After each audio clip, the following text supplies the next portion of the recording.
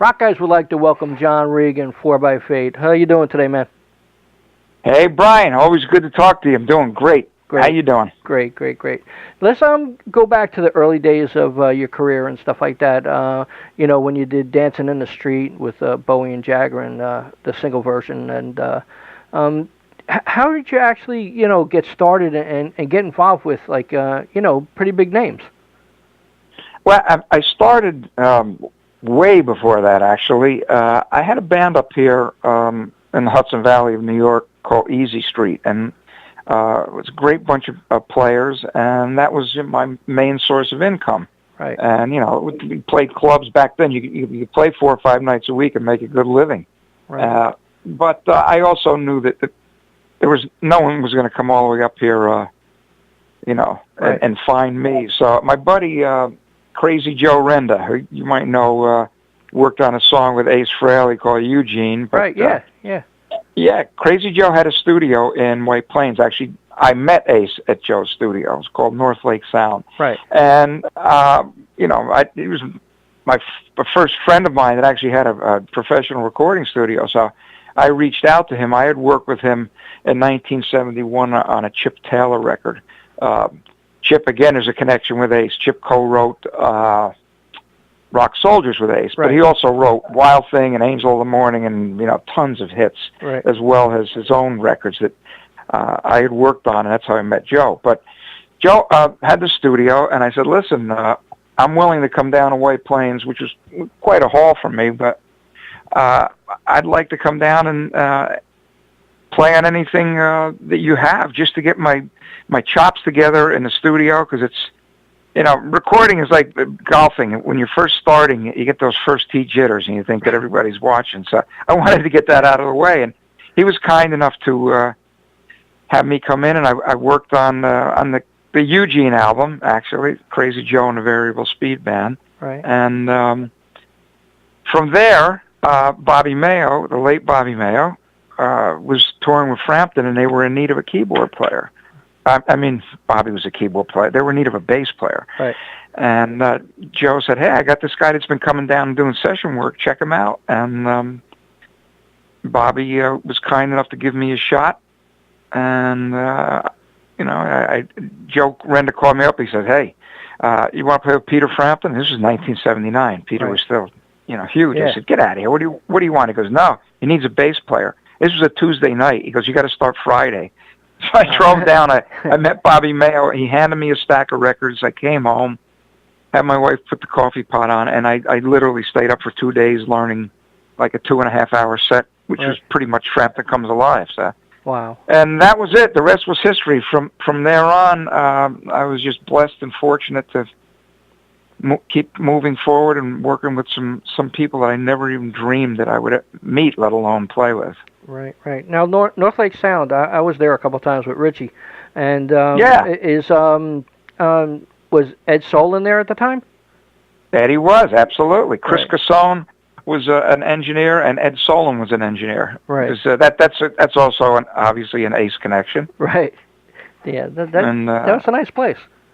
Yeah, well, Ace did a lot of the work for his Kiss solo album there.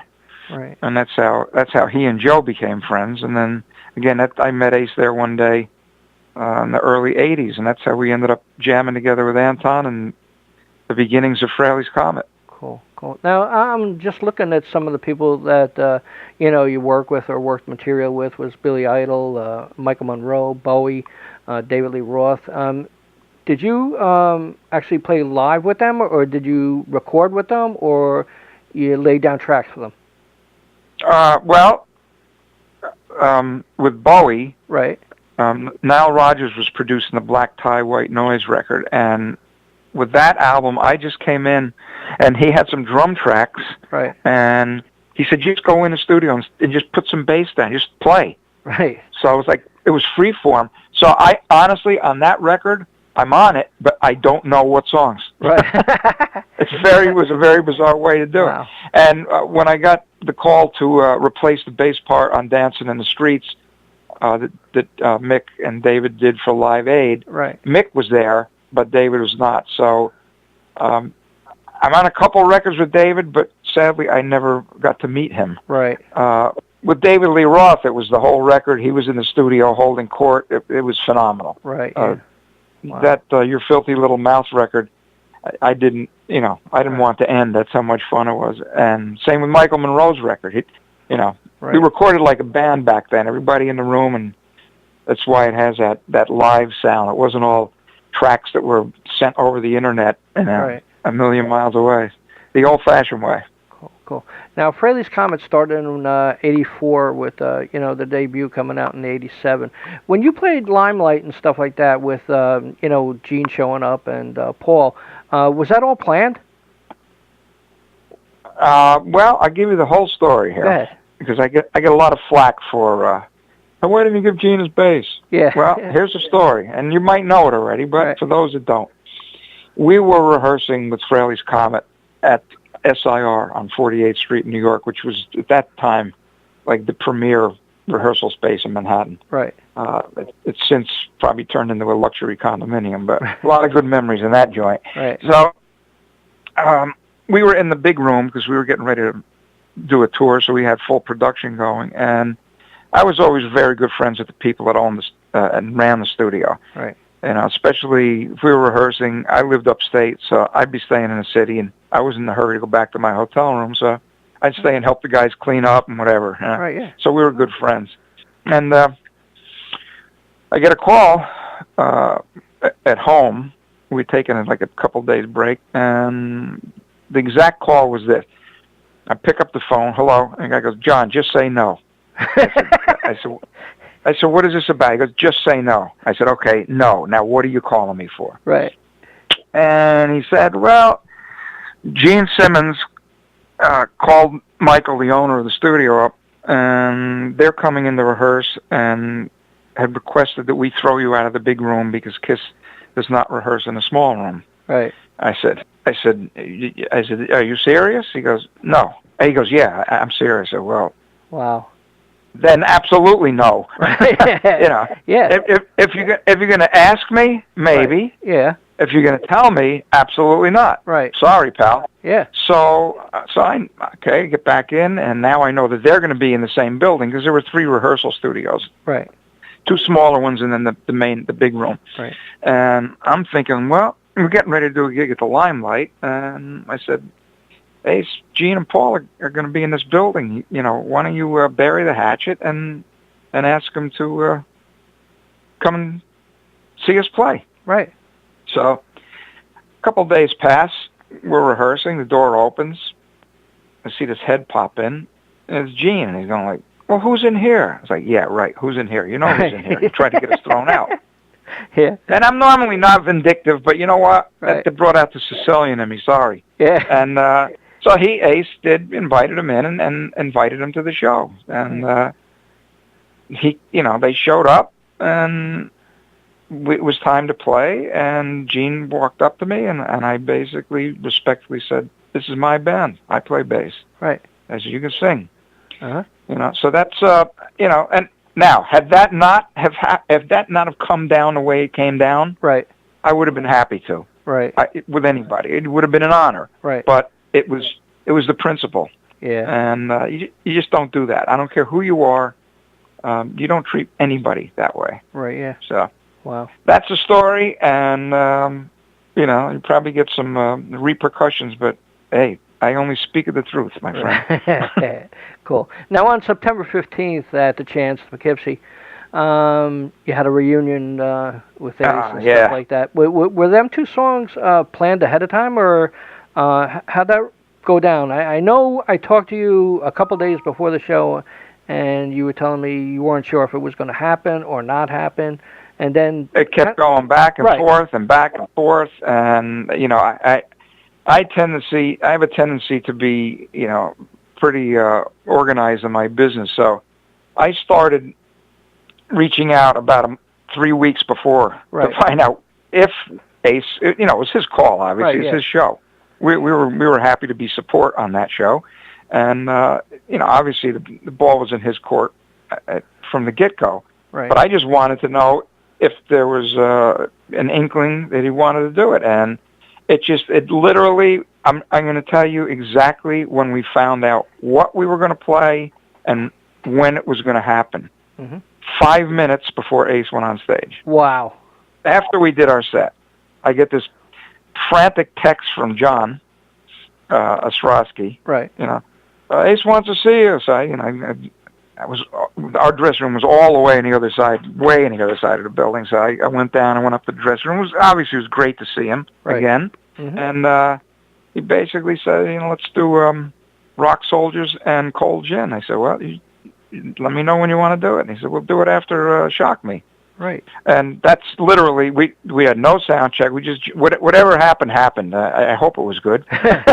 all I know is I had a blast. And it seems like the people that were hoping that happened got their wish and enjoyed it. I mean, that's really what I wanted to do it for. Right. And I noticed on your post, even on your post, you were saying maybe something special is going to happen. Yeah, well, I didn't want to promise it, then like look like an idiot. But wow.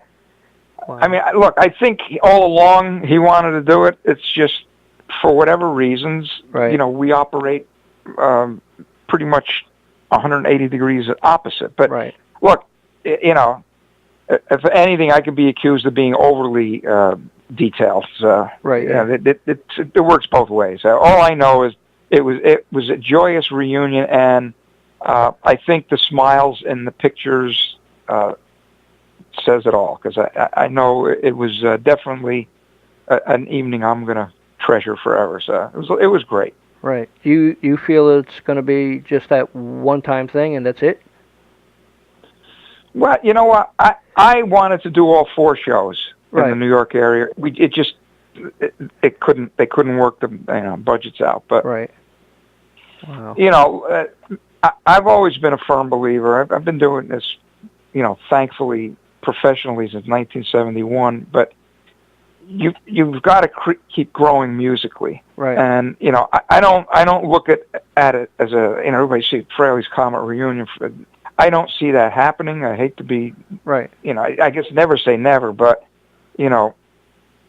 the best way for me to put it is, I don't want to live in the past, but it's a nice place to visit from time to time, Cool. And, I would like to see what happened if the chance happened someplace else, which is the 2 bands tour together, and then we get up and celebrate what we did together. The same thing with Richie up there. I mean, if we were playing in an area where Anton was around, have him come in, I just think it would be a fun night, and I think it'd be a great night of rock and roll. I think the 2 bands complement each other. Right. The Frehley's Comet stuff would be cool. Yeah. We could do different things from time to time, not just the same couple of songs. Right. Yeah. Well, what was that feeling like being back on stage with Ace? You know what? It was weird. We're sitting, the chants. A little cramped. There is no backstage area, so we're sitting on the stairwell there that comes down from the balcony, just waiting for the guitar solo to finish. And I'm just sitting there, and it's like I started to get flashbacks, like I had just come off stage and we were waiting for Ace to finish the guitar solo to come back on and finish the show. So it did. It brought me right back to 1987 through 90. Right. It was a good feeling. We had a lot of fun. The good way outweighed the not good. Right. And that's what I'd like to focus on, that aspect of it. It's life's short, and look, you seeing Gene and Paul now. Ace and Paul, and now Ace and Gene. That's the way it should be. Right. Yeah. Wow. I mean, it's 2017, and like the first Comet album came out in '87. Like looking at the pictures, it's hard for me, to say, look how much of a difference time makes and stuff like that. But it's very cool that everybody got together and enjoyed themselves that night. Yeah. I think everyone, I know Richie, on stage, he was just like yelling in my ear, and I was yelling back at him. It was fantastic. It was a definite celebration, and I love those guys. I hope we can. I mean, you would know better. You have your finger on the pulse of what our Right. friends would like to see. Yeah. Do you think it would be a good idea? Oh yeah. Oh yeah.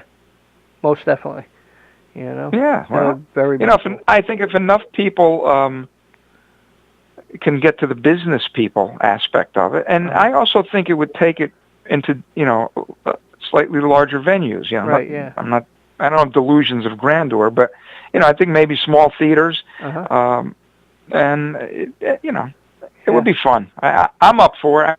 I can speak for the rest of the band, which I usually don't like to do. Right. But we've spoken about it enough that we're all up for it. Right. Yeah. It's Ace's call, so.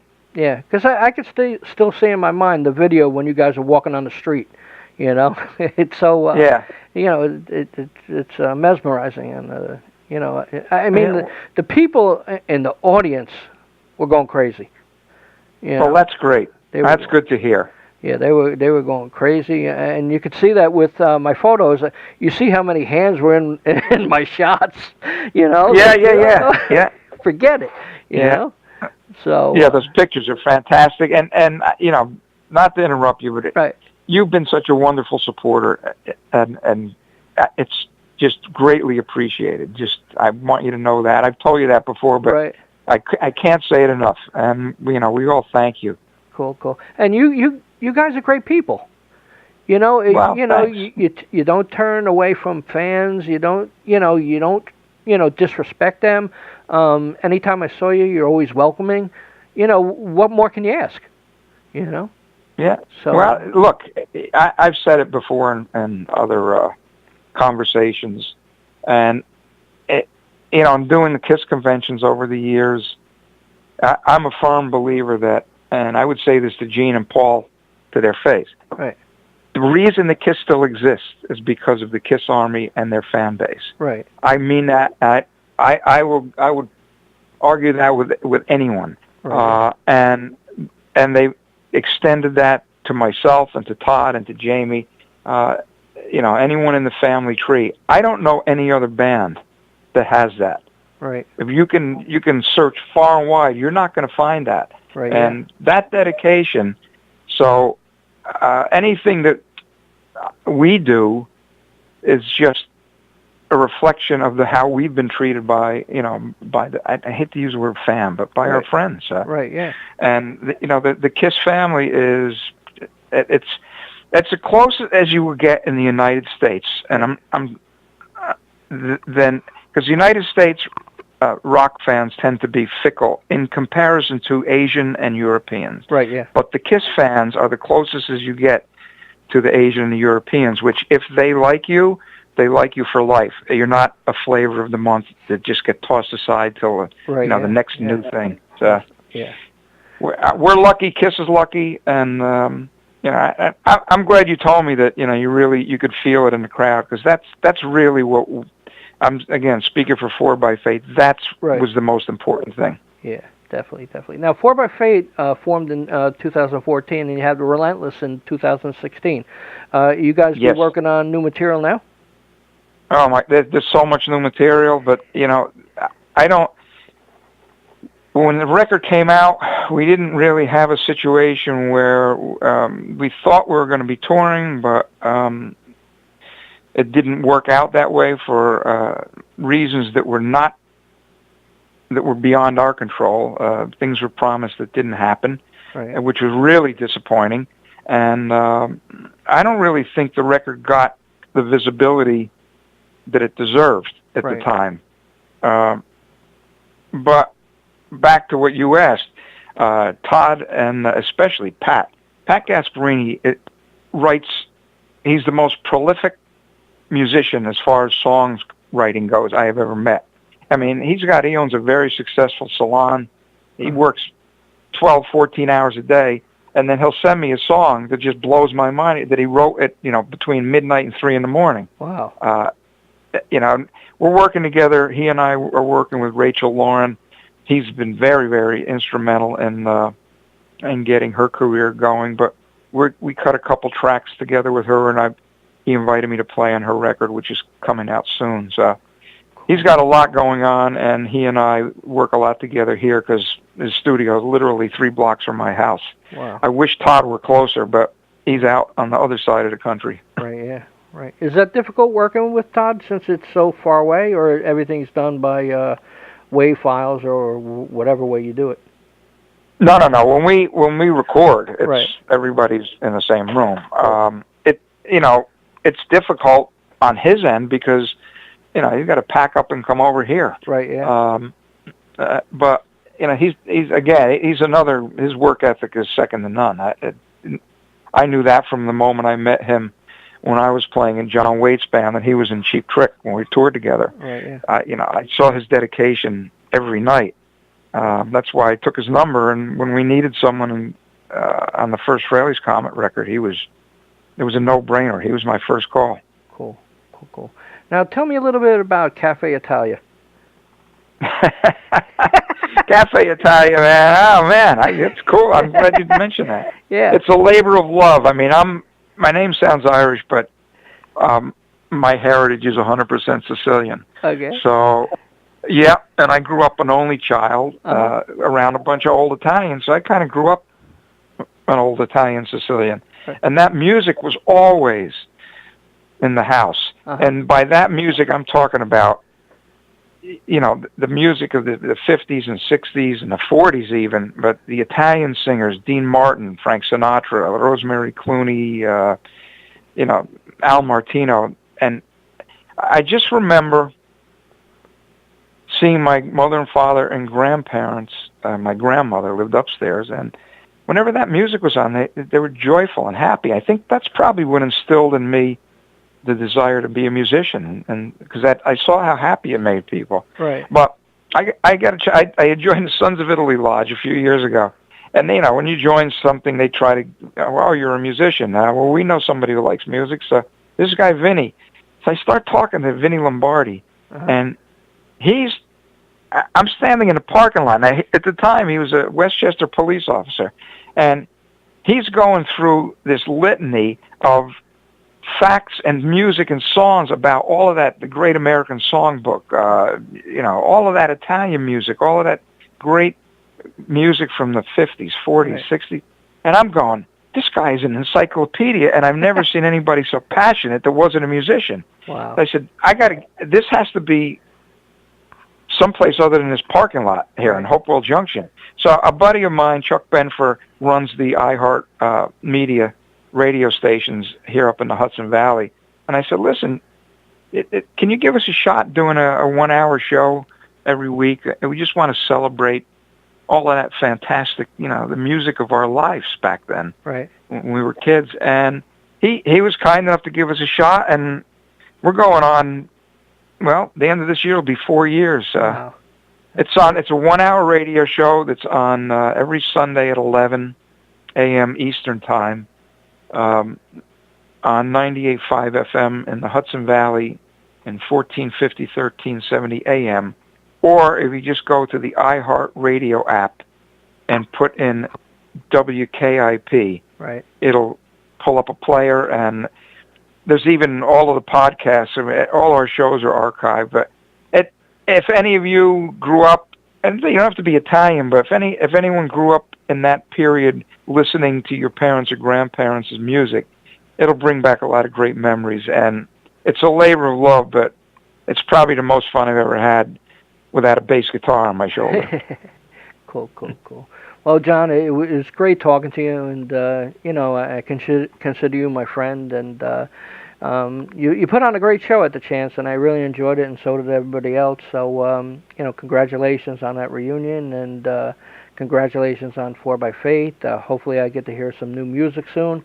Thanks a lot. Would you like to talk to anybody in the audience right now? Give a message? I have. Well, my message is, first, everything you just said, back at you, Brian. I said it earlier. You've been a wonderful supporter. I kind of feel like I've watched you grow up, I've known you now for what? We're talking 30 years. Yeah. You've been a great friend and a great supporter, and without folks like you, we don't get to do what we love. So again, thank you, and that's from myself and from the band, because they all know that I was going to be chatting with you. Right. Cool. To the audience, I can only hope that you continue, liking what we do. check out the 4x Facebook page. We're working on a .com site, but right now most of the information is on the 4x Facebook page. Come on over and join us there. And I just hope we get to continue to play our music for you. And again, without you guys, we'd be unloading trucks probably somewhere. So thank you all from the bottom of our hearts. And we hope to see you out and about sooner than later. Cool. Thanks a lot, John. I appreciate the chat. All right, Brian. You have a great one. I'll see you soon. Yeah, you too. Bye-bye. Talk to you later. All right. Bye. Bye-bye.